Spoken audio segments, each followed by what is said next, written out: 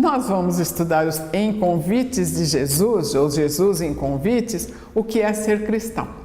E se nós procurarmos e buscarmos o Evangelho segundo o Espiritismo, nós vamos encontrar lá a definição.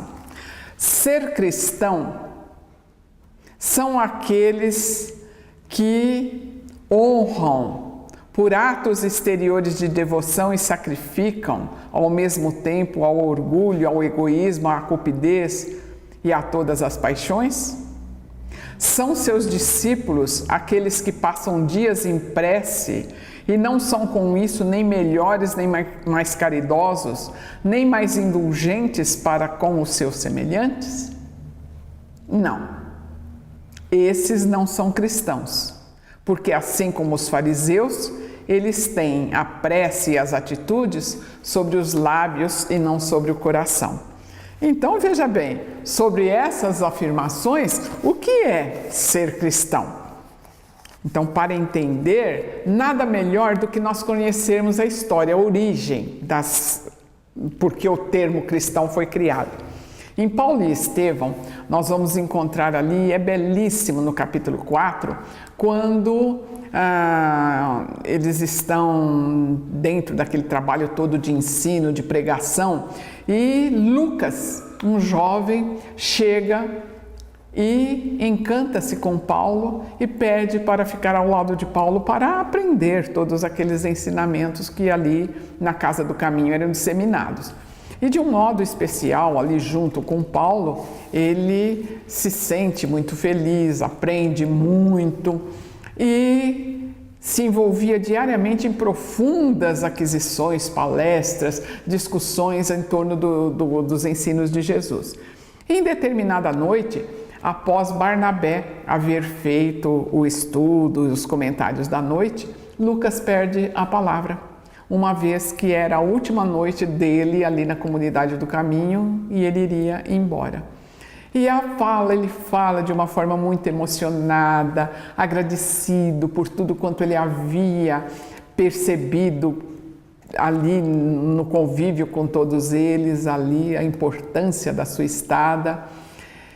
E afirma que ao partir dali ele consagraria suas forças à disseminação do Evangelho de Jesus, mas que havia nele uma situação que o incomodava.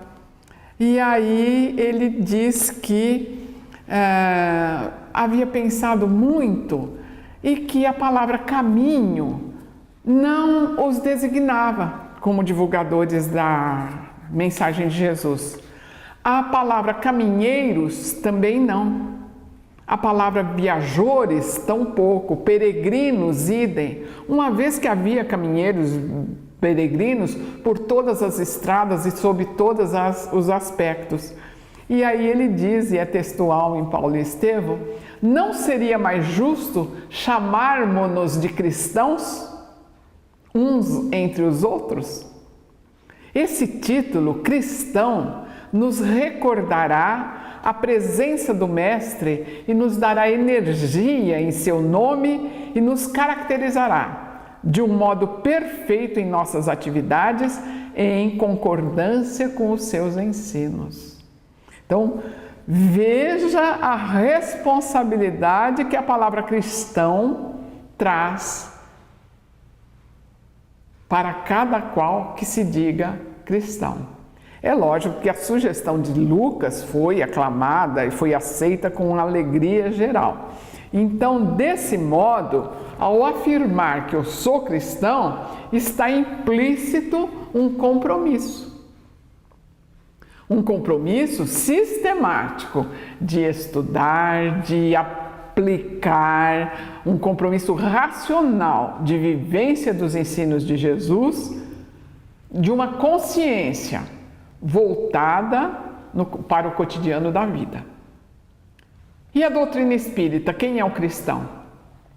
No Evangelho segundo o Espiritismo, capítulo 17, item 4, consta assim: reconhece-se o verdadeiro espírita, o verdadeiro cristão, por ser aquele que doma as suas más inclinações. Veja bem, doma é um verbo fortíssimo, usado para os animais, e que vai configurar exatamente todo aquele que se diz cristão num contínuo trabalho de renovação das suas atitudes, do seu homem velho, por assim dizer, vestido com uma roupagem nova, ética, vivenciando então os ensinos de Jesus. Essa situação, né, da palavra cristão é difícil? Sim, a partir do momento em que o indivíduo conhece a origem dela, o que ela significa, vendo-se diante de uma situação difícil, se ele se perguntar o que Jesus faria diante dessa situação, o que Jesus resolveria, o que Jesus responderia, ele vai ter o procedimento certo, que não vai ser, quase nunca vai ser conveniente, mas vai ser o necessário para que nós, a convite de Jesus, nos exteriorizemos realmente como cristãos que queremos e desejamos ser.